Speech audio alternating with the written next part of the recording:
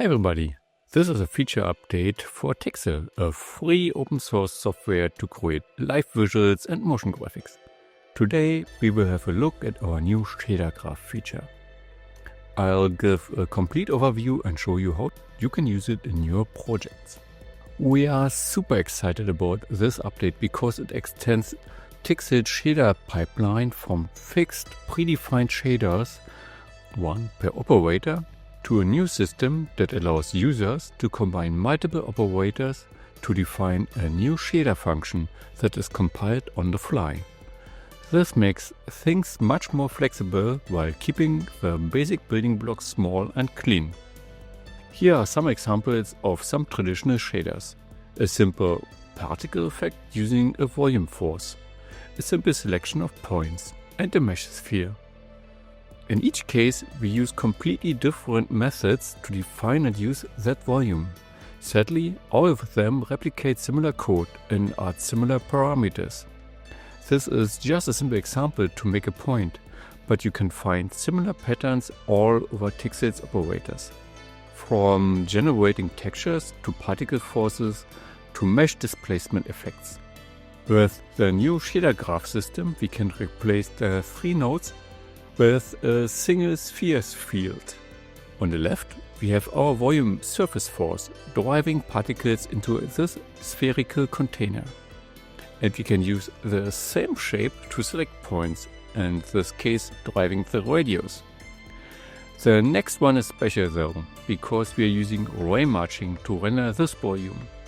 Just in case you have never heard about ray marching, with this we no longer use polygons to create volumes and geometry, but a function that defines the closest distance to volume in space, similar to a 3D density function. This concept was developed in the 80s and has then been heavily used by the demo scene and artists like Inigo Queles on Shader Toy. Notice how we can still use ops like set fog and set material to control the look. However, with ray marching there are no UV coordinates, so texturing works differently and not all properties of the PBR material are supported yet. If we compare these two graphs, they look very similar. In fact, we are trying hard to align the new features to the established rendering ops, because those ops are still completely valid and useful. We are not going to replace mesh rendering. Our aim is to seamlessly combine mesh rendering and particle systems with the new shader graph features. So far, this may not look too impressive, but if we crank up the noise offset, we can already get an idea of why ray marching sign distance fields is so powerful. These kind of isolated blobs would not have been possible with the traditional mesh displacement operator. Let's use the noisy sphere for the other effects and remove the gaps so that our 3 examples are perfectly aligned. We have to reduce the material's opacity to make our particles visible again. We can do this at the material or the ray marching operator. Both of these colors are multiplied. We can extend the graph by inserting a push-pull field operator to offset the boundary layer. Of course, we can add more operators to our graph. Let's insert a polar repeat. By default, it's replicating content on the z-axis around the local y-axis. So we have to offset our sphere a little bit towards the z-axis to make it visible again. The cool thing is that with ray marching, some operations like space repetition are for free. It doesn't make any difference if we render 8 or 10,000 of these blobs. You can see why we are so excited about the new shader graphs. They are not only fun to play with, they are a new category of tools that will open tons of new possibilities. As usual, you can find all relevant ops in the symbol library. In the rest of the video, I will walk you through the most important ones and give some cool examples of how to use them. All shader graph ops are pink and fall into 4 categories. Generators will generate values like distances or colors for position and space. Space operators can manipulate or replicate that space. Adjust operators modify the calculated values. and combine ops, merge, intersect or blend fields. Finally, there are operators that use or render fields.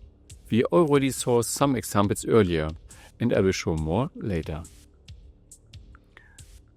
Let's start with the generators. As you can see, most generators are simple forms. They are defined as super fast mathematical functions that are evaluated for positions in space. SDF functions like sphere or the box return a distance to its surface. If you are inside, that distance is negative. That's why these functions are called signed distance field. Some shader ops like the torus have so-called shader variations parameters. Changing these requires a recompilation of the graph, which can take a while. To speed things up, I personally like to disable the shader optimization in the project settings. But even then, it would still be too slow to animate or derive these parameters by connecting them to a dynamic operator. All of the SDF generators should be straightforward, with the exception of custom SDF, but I will keep this for later in this video. You might have noticed that we sometimes call these operators SDF and sometimes fields. That's because our graph system can handle both. Yes, all generators return not one, but 4 values. Although this comes with a tiny performance trade-off, the generators return their object space coordinates, which can then be used for texturing.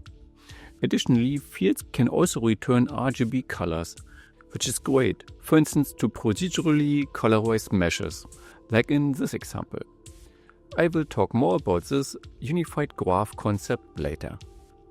Although there's much more going on below the surface, we try to make using graph operators as intuitive as possible. But the next topic is very hard to wrap one's head around: the manipulation of space. Let's look at this example. Above, we see some torus meshes in a circle, and below we see a replicated torus field. Obviously, something is off in the lower part. With normal mesh geometry, we create or load an object and then move or instantiate it to a new position. Field functions work the other way around. First, the current space is being shifted into a new space, and then the computer checks what's there. In this example, you can imagine that a fraction of space is being repeated or mirrored and then eventually gets filled with the content generated by distance function. The torus doesn't fit into that replicated space, thus it's being cut off.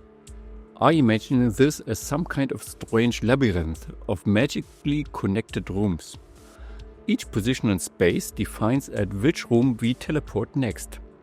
Every room has a local coordinate system, with the x-axis towards the right, y up, and so on.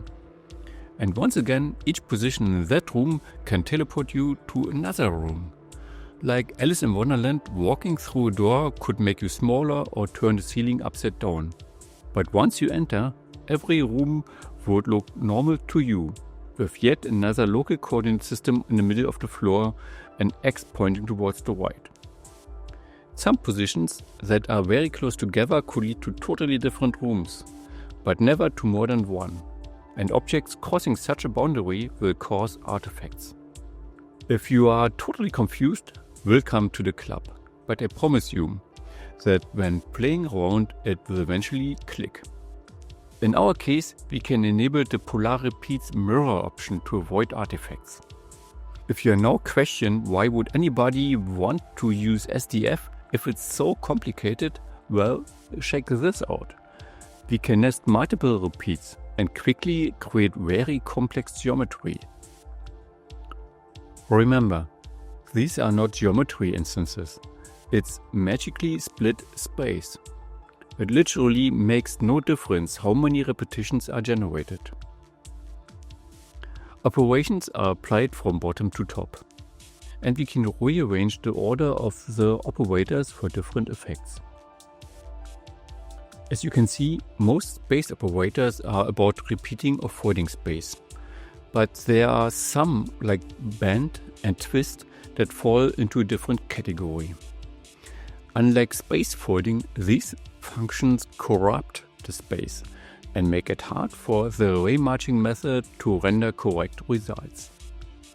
If you want to impress or irritate people at a dinner party, you can mention the Lipschitz continuity. This defines the rate of how quickly a property changes through space. The distance to a sphere, for instance, should smoothly increase with the distance to its surface. For ray matching, the rate of change should ideally be constant, or at least continuous.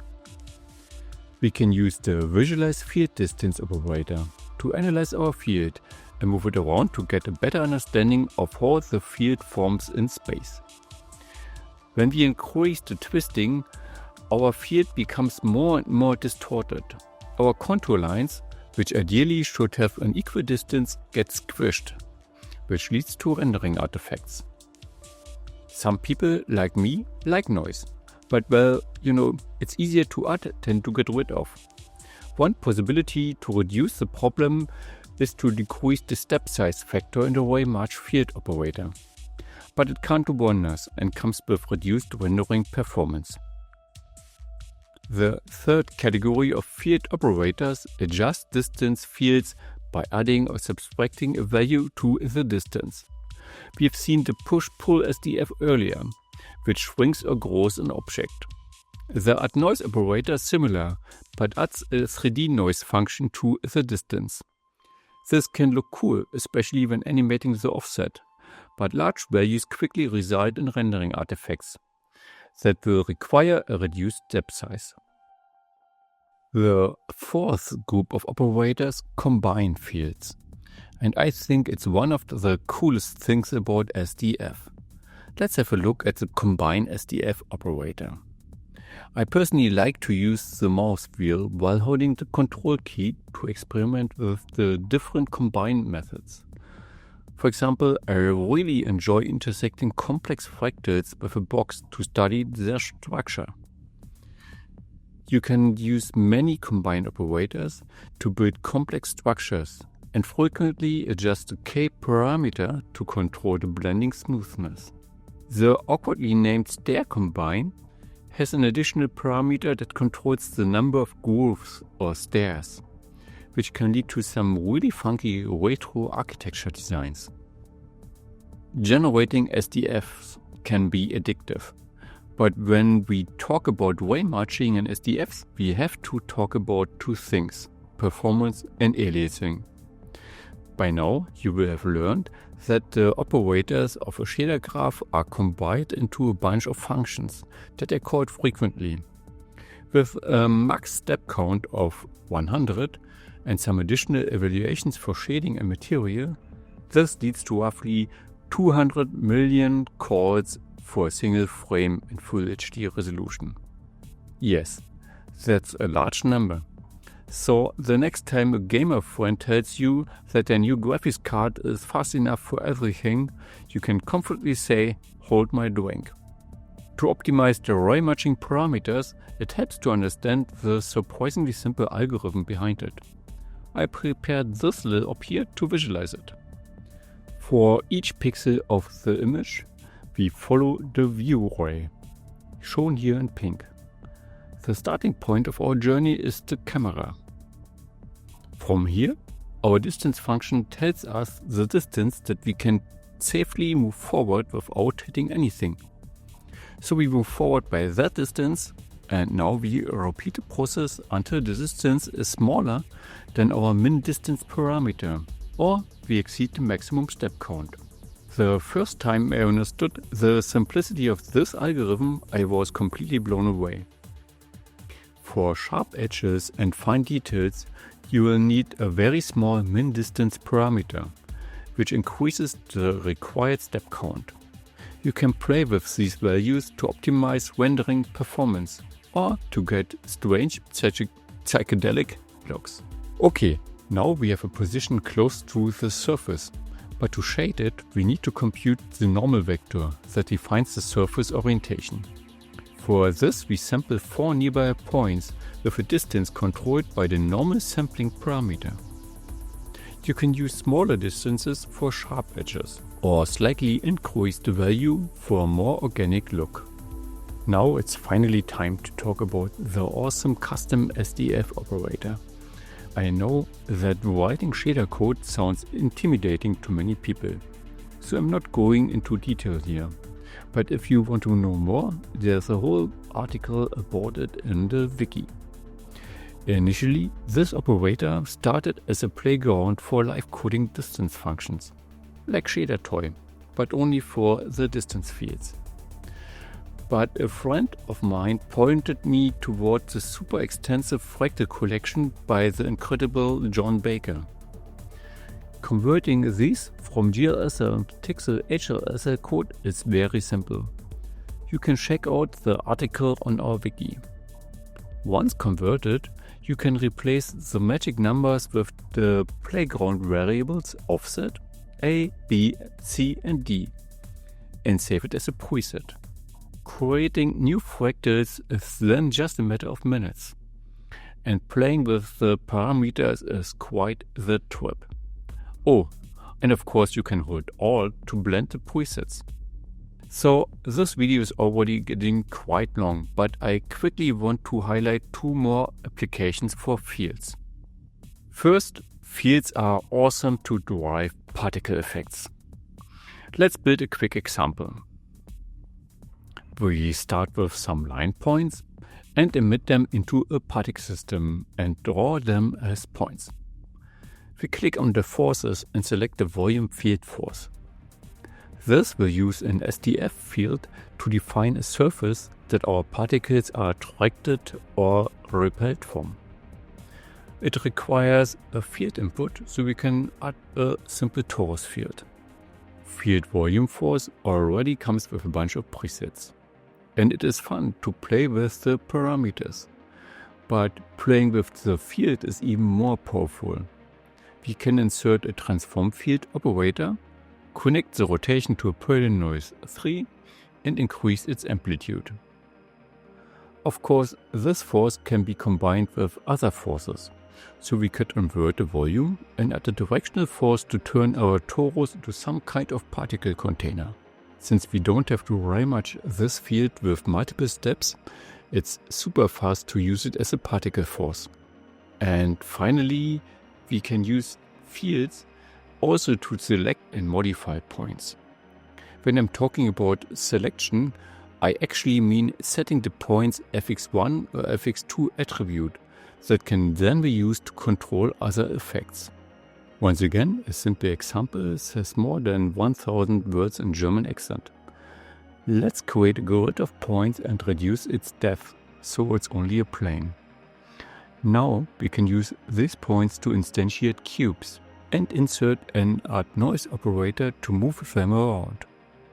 In TiXL, most effects have a strength and a strength factor parameter that controls how much of the effect is applied. That means we can choose fx1 as a factor and insert a select point with SDF operator above and connect a sphere SDF. The select points op comes with a wide range of really cool options. Just one example would be to change the mapping parameter to repeat and animate the face. And of course, this all happens on a GPU, so we can draw millions of cubes with this effect. Another cool op is to move points to SDF. So how about moving our points to a torus? Well, I think by now you get the idea.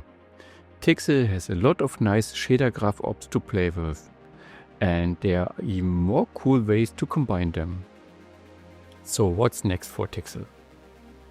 The shader graph system turned out to be really flexible and fun to use. We started with a signed distance field, but in the upcoming versions we wanted to extend it to a full shader graph system that will allow you to use nodes to create custom effects and materials. Of course, we already have tons of plans for new ops and effects, but if you also have some ideas, please let us know in the comments. So that's all I have for today. If you haven't tried TiXL yet, you should definitely give it a try. Remember, it's completely free and open source. You should also visit our super friendly community on the Discord server, link in the description. Well, and don't forget to hit that subscribe button. Thanks for watching. See you next time.